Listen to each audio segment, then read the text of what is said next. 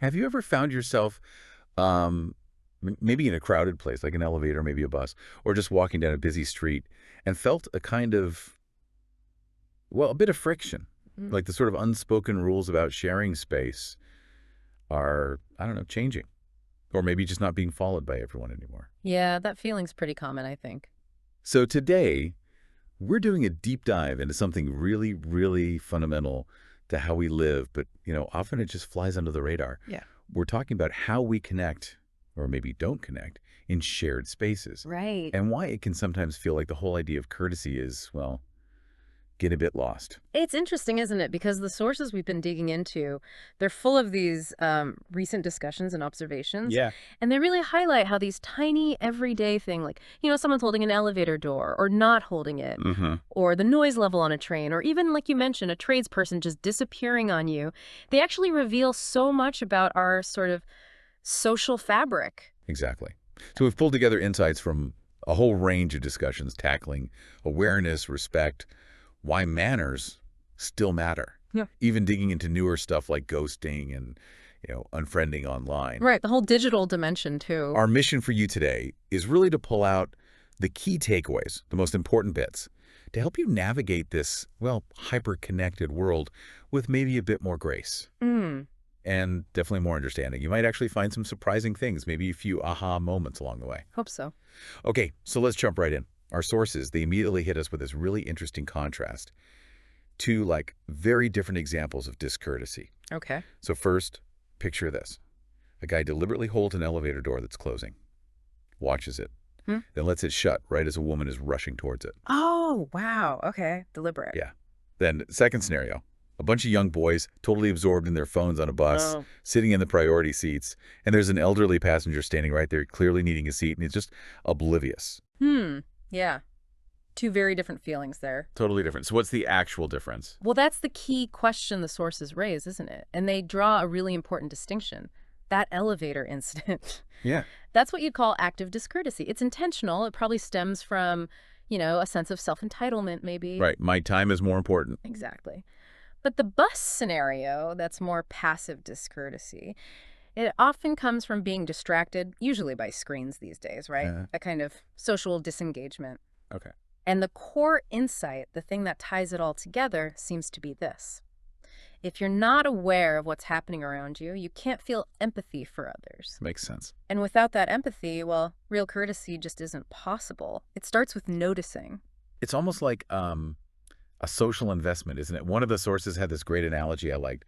You have to make a deposit before you can withdraw. Oh, that's good. Yeah. So respect. Yeah. You've got to give it out first before you can expect it back. Exactly. It fits perfectly. And if you think bigger picture, if people consistently fail to make those small positive deposits, the whole social bank account gets weaker for everyone. Right. The sources kept coming back to this idea, attention. Attention is the absolute foundation of courtesy.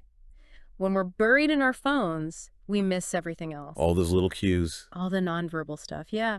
The glances, the body language, the small chances to help someone, or even just acknowledge they exist. That lack of attention, it's like a quiet little erosion happening all the time. So, okay, that's the foundation. How does this play out when we're actually, out and about Yeah. in public spaces? Well, this is where culture really comes into it, as the sources point out. Okay. Take Angela's experiences in Asia. She talked about how, public transport is crowded, people are physically close. Sure. Happens in big cities. But there's still this, underlying layer of respect guiding how people interact, even in that proximity. It's understood. But then she contrasts that with Germany. She tried to push onto a packed bus, something maybe more acceptable in, say, Hong Kong, and she got told off pretty quickly. Different rules, different expectations. Huh. Okay, so cultural coding is huge. Definitely. And that brings us to this whole issue of boundaries and consent, really. Consent in public spaces. How so? Well, Chris shared this story about someone probably meanwhile actually physically pulling another person into an already jam-packed lift. Oh, right. Like, come on, squeeze in. Yeah. But even if the intention is good, true courtesy respects someone's personal space, their agency. Helping is great, but you don't just override someone's boundaries like that. That's a really good point. You offer, you don't force. Yeah. What about things like quiet carriages on trains? That seems like a modern battleground. Oh, absolutely. And the sources suggest this is where norms are getting sort of passively worn down. Yeah. Angela, again, she was on a Sydney train in the designated quiet carriage, and there were people just chatting away loudly. Happens all the time. Right. And when she politely, like really politely, tried to mention it was a quiet zone, Yeah. What happened? she was met with just disbelief. Like she was the one being unreasonable. Wow. And that's the problem, isn't it? When the rules are ignored and then trying to uphold them gets treated as hostile, well, the shared standard just falls apart. Yeah, nobody wants to be that person, the one who speaks up. Exactly. And what's fascinating and kind of depressing is the pattern when someone is called out.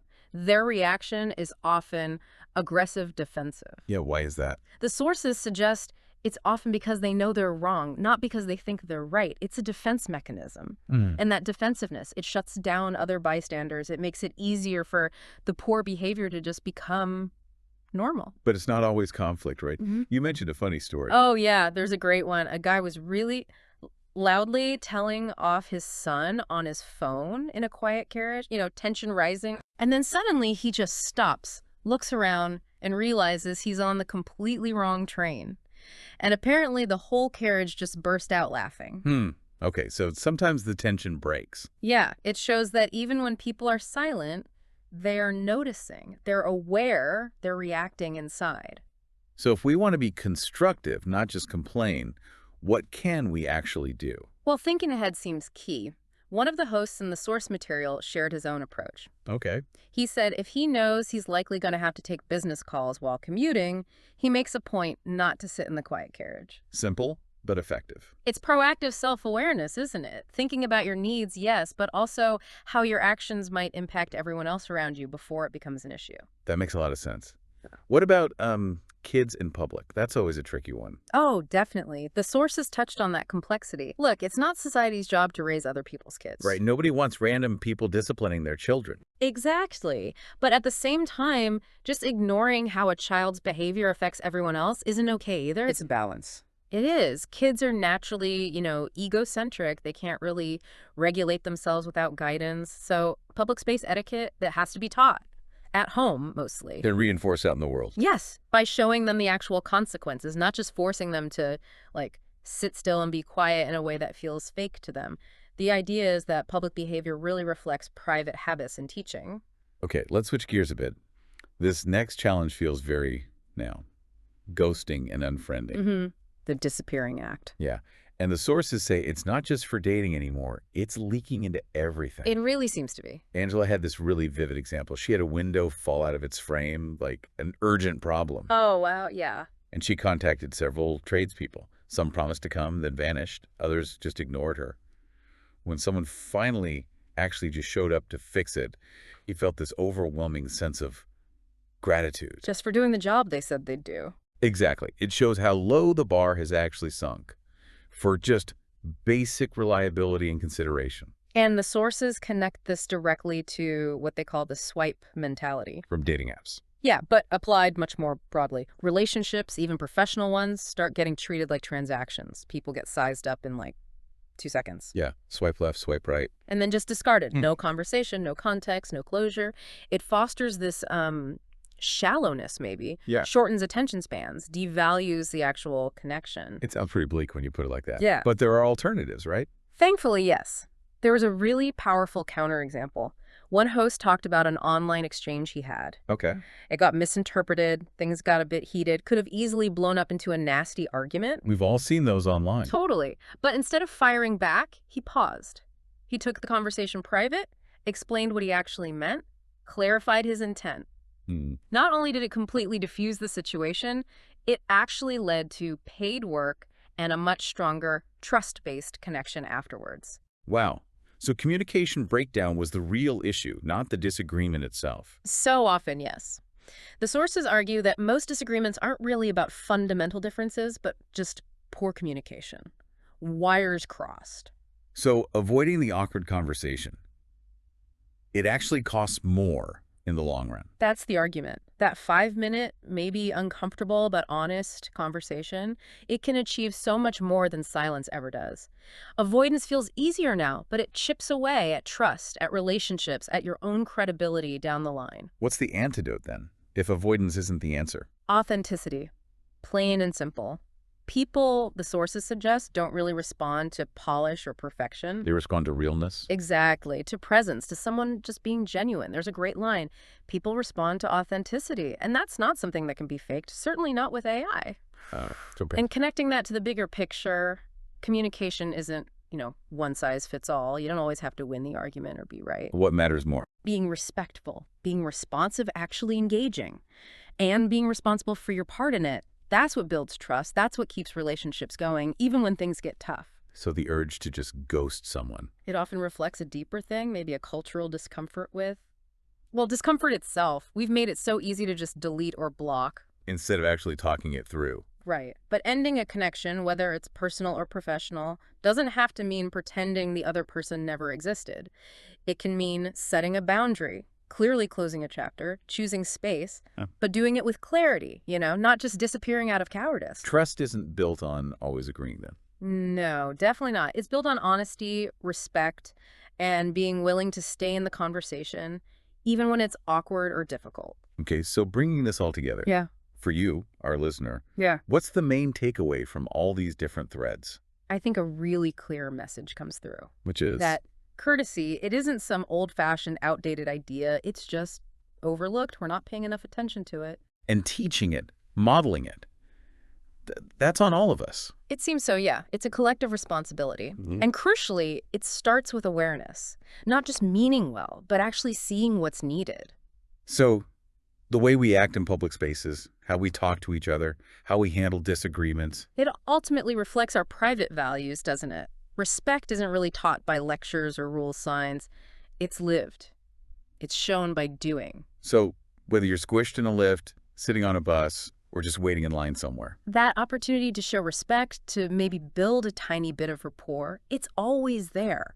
But only if you're actually looking, right? Only if you're paying attention. It really drives home that idea from the sources. Every shared space is like a mini society. Microcosm, yeah. And what we do there, or what we don't do, it sends ripples outwards. So here's maybe a final thought, something provocative for you to chew on. Okay. Think about it honestly. How often are you genuinely, truly aware of the other people in your immediate surroundings? That's a challenging question. It is. So maybe the next time you're out in one of those shared spaces, before you automatically reach for your phone, just pause.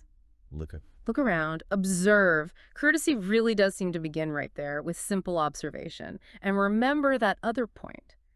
Don't just wait for respect or expect it. Extend it first. Make the deposit. Exactly. Lead with it. There was that lovely quote from one of the sources, too, right at the end. Ah, yes. Let's continue building bridges of respect, one conversation at a time. That says it all, really.